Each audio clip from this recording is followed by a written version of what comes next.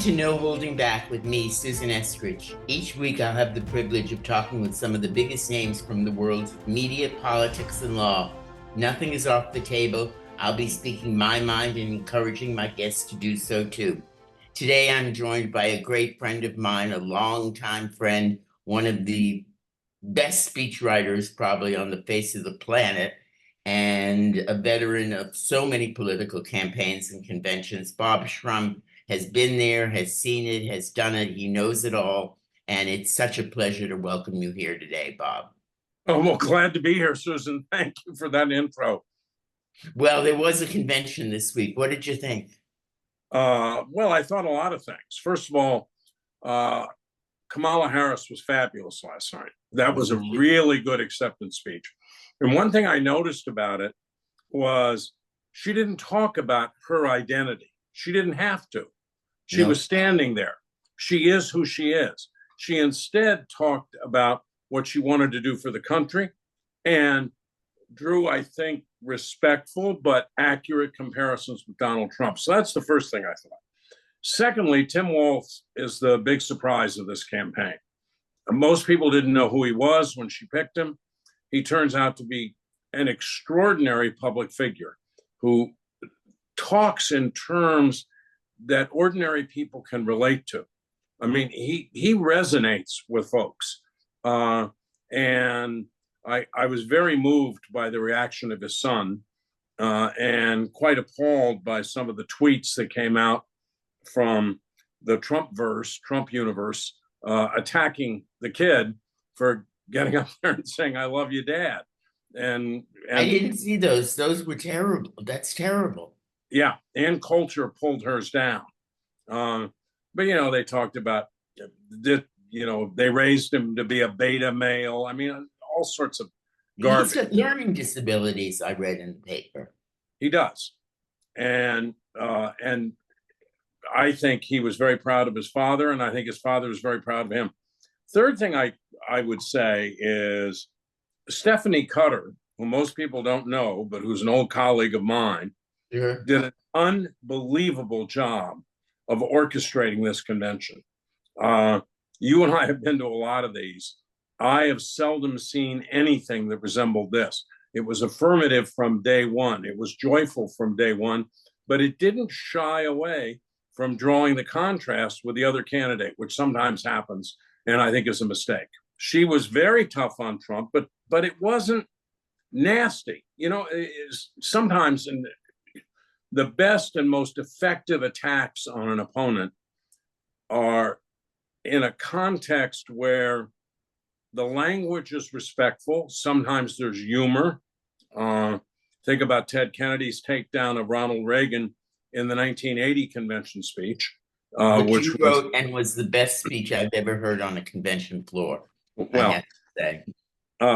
But I think she had exactly the right tone when she went after Trump. She went after Trump on issues of substance, on the future of the country, the future of democracy, or the word that the Harris people prefer is freedom. And, I just thought it was a masterclass in how to accept a nomination and how to draw a contrast in a campaign. It was quite a contrast with Donald Trump's acceptance speech. I haven't heard your take on that, but that was really something, wasn't it? Well, they wrote a speech where he was supposed to be a candidate of unity. It was on the teleprompter. He used it for 10 or 15 minutes, and then he went off into Hannibal Lecter land and did all the crazy stuff he is prone to do most of the time. So if you put those two speeches side by side, you could say Harris's was one of the best and Trump's was one of the worst. What strikes me is it was such an effective week. I mean, the Obamas were pretty amazing too, weren't they? The Obama and I thought Michelle Obama was incredible. I mean, no more if they go low, we go high. No more of that. If they go low, we take them on.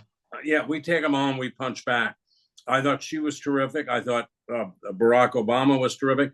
And, it needs to be said that Joe Biden who did something very rare in politics. He had this nomination sewn up.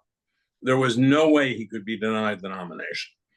He renounced it for the good of the country, in his view. The same reason I think he ran for president in 2020. So you had someone who holds the most powerful office in the world walk away. And Monday night, although he missed prime time, even though they were frantically cutting people to try to get him into prime time, Monday night was a tribute to him, sort of forgotten, I think, by Thursday night, because everything shifted to Kamala Harris. But we shouldn't forget what Joe Biden did, not just as president, but as a candidate in 2024, to see to it that Donald Trump doesn't get back to the White House. I think it's an amazing act of political courage on his behalf. But here's the part that gets to me.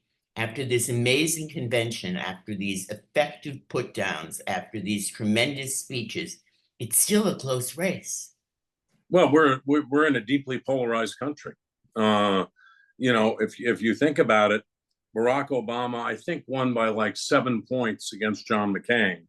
And by today's modern standards, that's a landslide. Right. And so it's going to be a close race. It's going to be close all the way. I think Trump has a lock on 46% of the vote. And apparently he's going to get endorsed today by Robert Kennedy Jr., I'll call him, in a betrayal of everything his father and his uncle stood for. You and I both go back years with the Kennedys, and I wanted to get your reaction to that. I find it incredibly painful. And I'm sure the family finds it incredibly painful too. My reaction is that this is someone who's desperately seeking attention, maybe desperately seeking a job, although I don't know what job you would give him that would make any sense. And it's just sad. It's, as someone who loved Robert Kennedy, and who I believe to this day that American history would have taken a different turn had he not been assassinated. This is, as you put it, very painful. It's painful for the family, and it's painful for people who share the values that JFK, RFK, and Ted Kennedy embodied and fought for all their lives. Is it going to make a difference, Bob? I think he's taking somewhat more vote from Trump than he is now from Harris. So if you just added his votes to Trump's votes, maybe Trump gains something. But I suspect that there's a lot of nihilism in the folks who are supporting Robert Kennedy, and that vote could very well fragment. What do you mean by a lot of nihilism? Just a pox on both your houses, on everybody. I don't like anything about politics. I don't like vaccines. It's a grab bag. I better not say this. A grab bag of deplorables. It is a grab bag of deplorables. But one of the things about Kamala Harris and about the whole week was that they didn't paint the other side as deplorable. I thought that was smart. Yeah, she went after Trump, and other people went after Trump during that convention. Adam Kinzinger, by the way, very effectively last night. I thought he was terrific. Yeah, I did too. But they didn't go after the people who are supporting Trump. And what do you do? Are those people persuadable at all? I mean, I've come to the conclusion that they're not. I think most of them are not. Certainly, there's a racist hardcore and a misogynist hardcore that's not going to be persuaded to vote for Harris.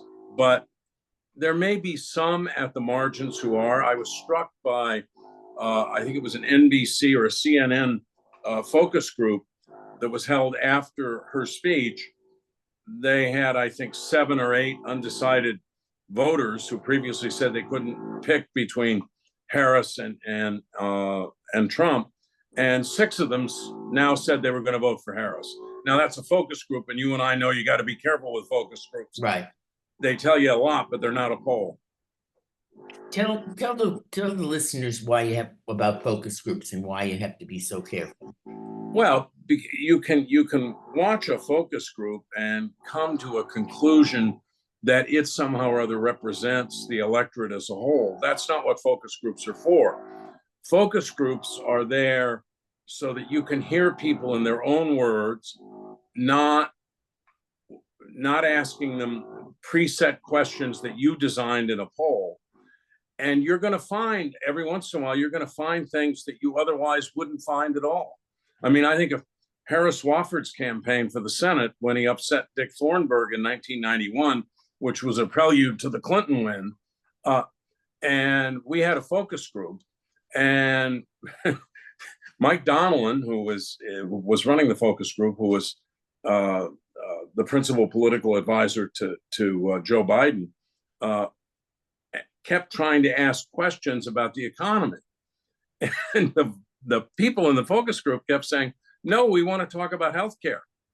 You know, we're worried about the cost of healthcare. We're worried about what's happening if we get sick.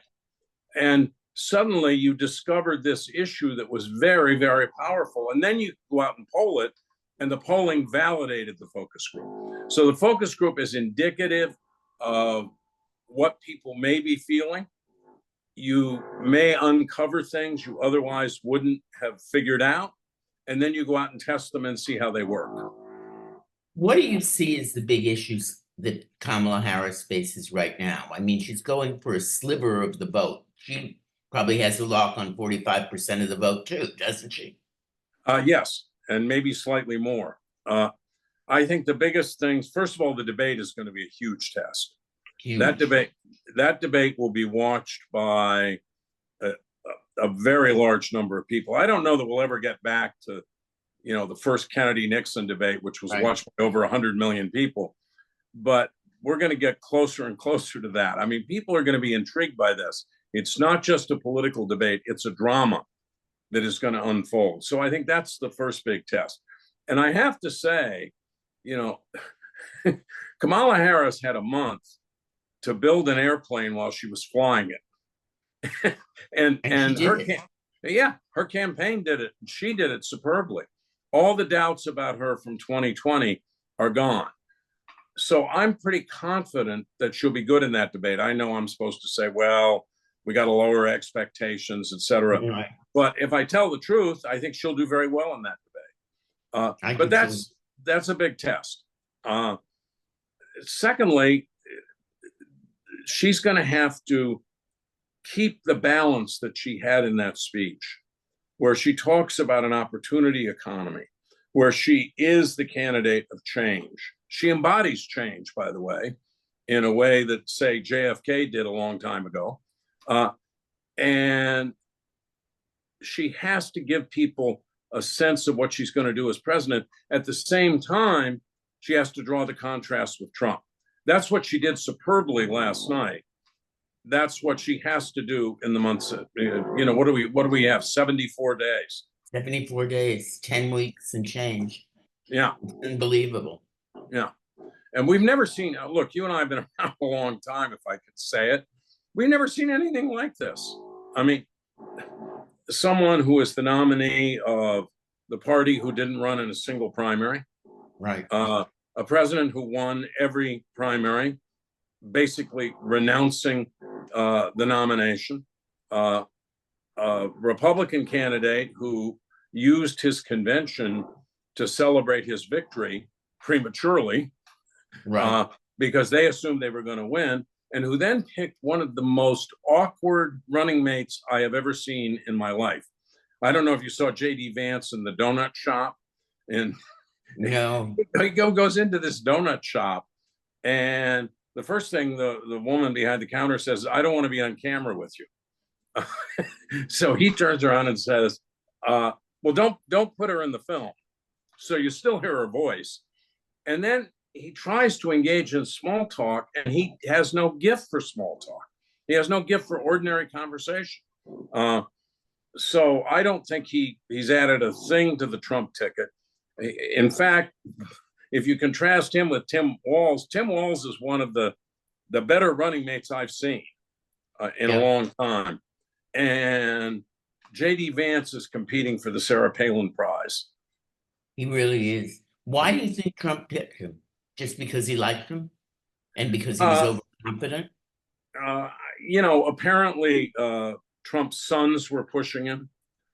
Peter Thiel, the billionaire from Silicon Valley, who worked with Vance, was pushing him. It was the kind of choice you make if you're absolutely confident you're going to win the election. And Trump was.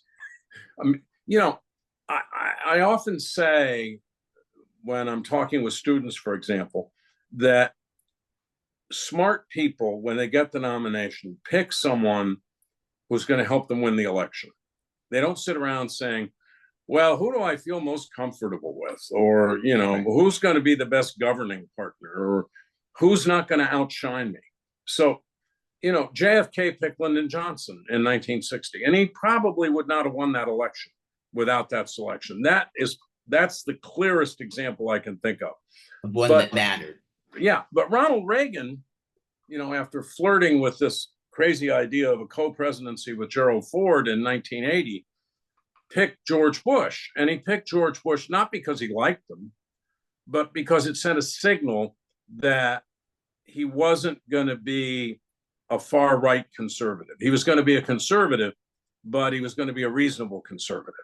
I think people make, terrible mistakes when they pick someone because they're not objectionable.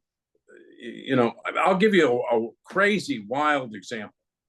What if Hillary Clinton in 2016 had picked Bernie Sanders? She might have carried Michigan. She might have carried Wisconsin. She might have carried Pennsylvania. She might have been elected president. She didn't like him. He was being very difficult.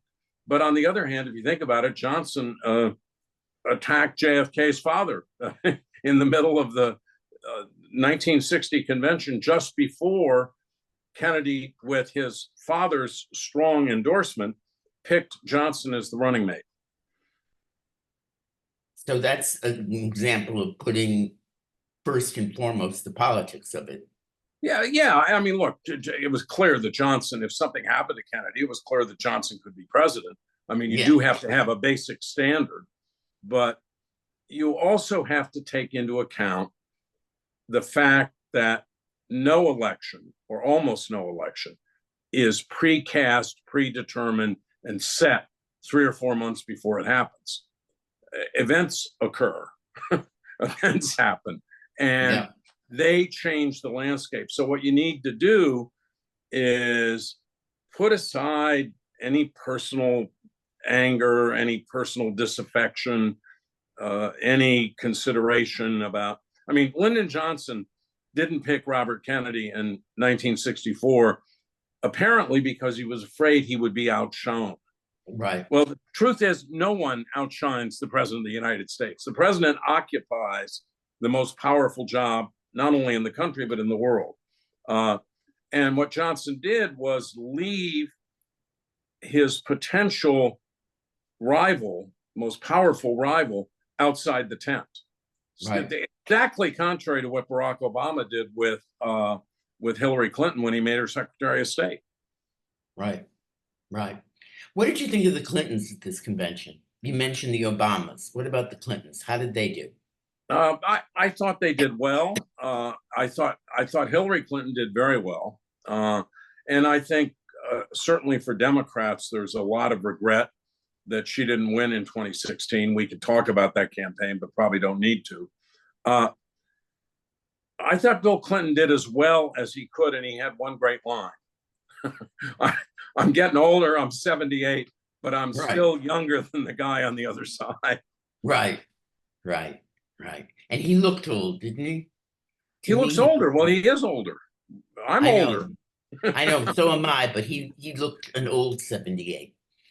In the same way that Joe Biden looks an old 81 and Donald Trump looks a young 78 or whatever. Yeah, Trump varies. It depends on what day you see him and what picture, what photo you're looking at, or what video you're looking at. But you know, I thought Bill Clinton made a contribution in the convention. I thought it was an important contribution. But was he the star that he was, for example, in 2012? No. In 2012, you know, Obama named him the great explainer because he got up and did the Obama economic record and did it brilliantly. I think he's in a different place now, and the party's in a different place. You know, we have moved away from some of the old battles about triangulation and, you know, New Democrat, all that. In fact, one of the most remarkable things about Kamala Harris's speech last night was that she didn't use the word Democrat once. Really? I didn't notice that. Yeah. She invoked America, Americans, the nation, our values over and over, but she never used the word Democrat. She was creating the big tent where people could feel comfortable being part of that coalition, ranging from AOC to Adam Kinzinger. Right. It was remarkable. How did you keep that going, Bob? I think by speaking the same kind of language that she was speaking last night, by being very disciplined in terms of message, which so far she has been, and I think she will be, by pushing back hard, you know, when Trump does something ridiculous like call her a communist. Some he of it can all be, the time. Some Last of it night he was out of control. Really? Well, some of it can be ignored. People don't think she's a communist, and he's not going to persuade them that she's a communist. But there are things that you can't ignore, and you look at what happened with Tim Walz and his military service, and the attempt to besmirch that. A lot of the response to that came from veterans, people who had served. Let's go back to the point you were making, because Bob, you were around with John Kerry when he got attacked on his military record. And that attack was very successful in some ways. How would you compare it to the attack on Tim Walz? And I think it hasn't been successful with Tim Walz, but maybe I'm wrong. Maybe I'm following. I think it hasn't been successful. It's kind of out of the same tired old playbook. You know, they're socialists. The military service we should question it. They're soft on crime, soft on immigration. It's all the same old stuff. And I think it hasn't been successful with Walz, as I said, because A, there were all these veterans who responded. And B, it's factually incorrect. Now, it was factually incorrect with Kerry. But the problem with Kerry was, and John would say this himself now, we made the mistake of accepting federal funding, which meant we had $83 million to spend on a 13-week campaign, and Bush had $83 million to spend on an 8-week campaign because his convention came 5 weeks later. So when the swift boat attacks first came, we were told that our polling wasn't detecting them having any impact, even though Kerry himself wanted to respond immediately and respond very hard. And B, there was concern about spending a lot of money in August to push back against those attacks and then running out of money in October. Kerry was very competitive in Colorado in 2004. But we had to pull out of Colorado for money reasons. I mean, we just ran short of funds. That's why nobody takes federal funding anymore. That's true. It's true. And people should realize that was, I mean, in the old days, we all took federal funding because it seemed like a lot of money and it seemed like the right thing to do. And now it's not even an issue on the table. I mean, how much money is Kamala Harris going to spend in this election? I think she'll spend close to $1 billion. They've raised $500 million since she became the apparent nominee and now the nominee.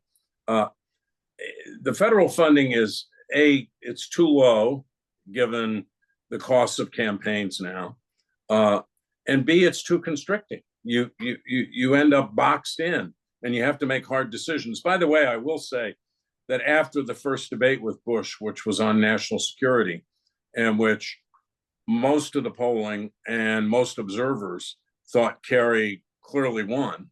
Right. And then by the time he got to election day, our problem was not that people didn't think that Kerry had served honorably. People didn't think that he couldn't be commander in chief. None of that was true. But it did disrupt the campaign in August.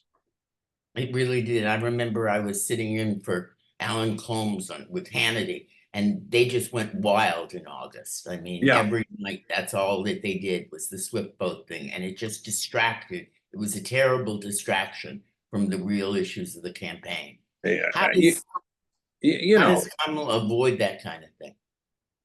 Well, she's not constrained financially. They have the resources to do whatever they have to do.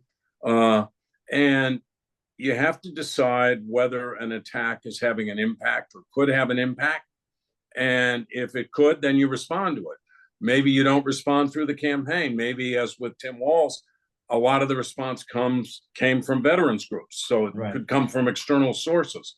I also wonder, I have no empirical evidence of this, if some of the attacks just don't work anymore because people have heard them before. I mean, think about 2018, 2020, caravans were coming from Central America, and the Democrats were going to let them all in. It had no impact. And I think that's because the attack got old.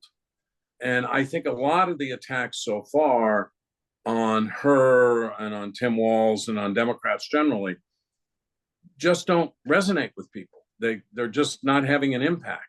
I look at the Trump campaign, and you and I have both been in these campaigns where you have to decide what you're going to talk about. The Trump campaign is throwing as much mud against the wall as possible, hoping something sticks.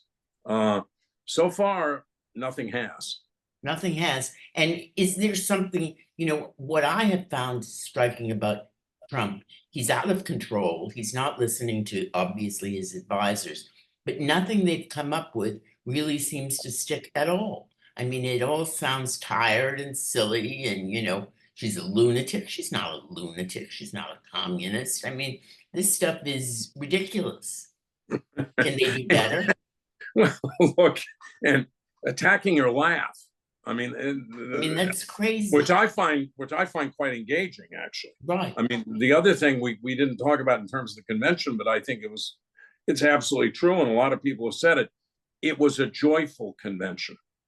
The Republican convention was dark, painted a dark picture of America, was very downbeat in lots of ways.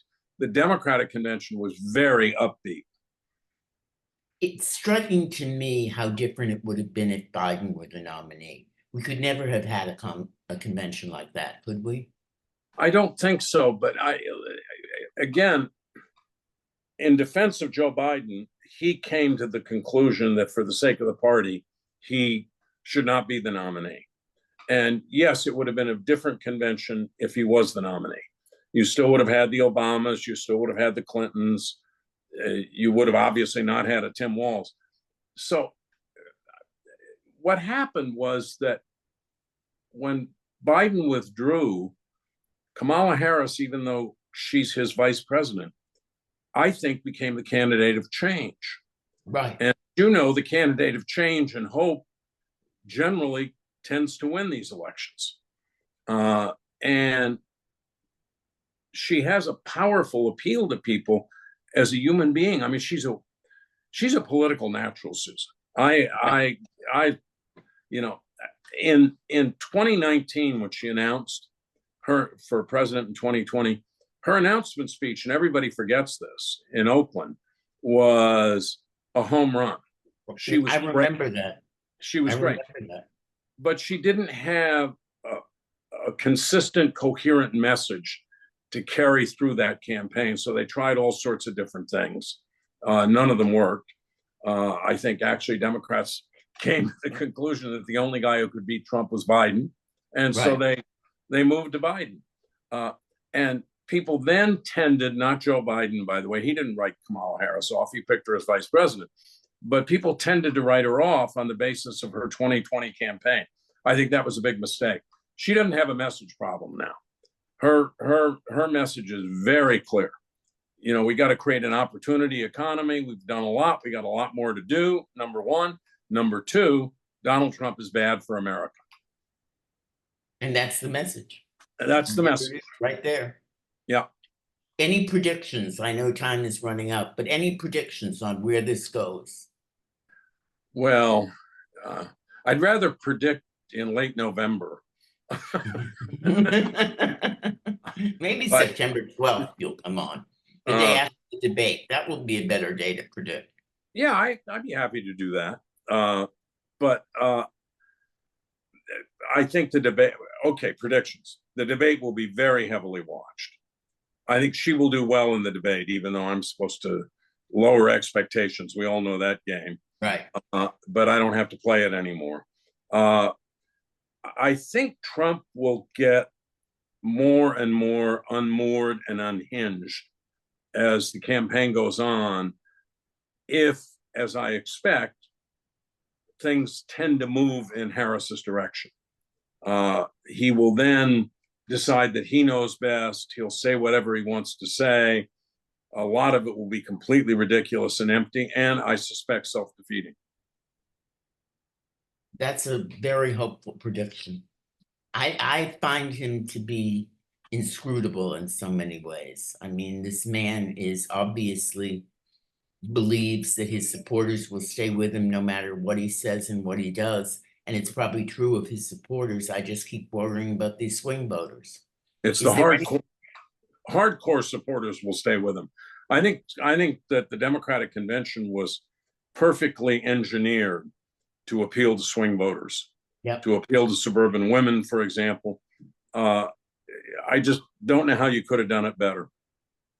I was struck by the role abortion played in this convention. I remember in 1980, do you remember we put abortion in the platform for the first time in 1980 with the opposition of President Carter and with the insistence that we do it not in prime time, in the afternoon of the Tuesday of the convention. And it was a huge struggle in which the Kennedy forces joined forces with the feminists and got abortion language into the platform. And you contrast that with what happened at this convention, where you had women telling their own personal stories, you had abortion front and center, you had reproductive freedom as the key theme of the convention, and it really shows you how the party has changed. Well, as you'll remember, we also in 1980 got the first gay rights plank ever in any party platform, again, over the opposition of the Carter forces. But what's happened with the issue of reproductive freedom is the Republicans became the dog that caught the car.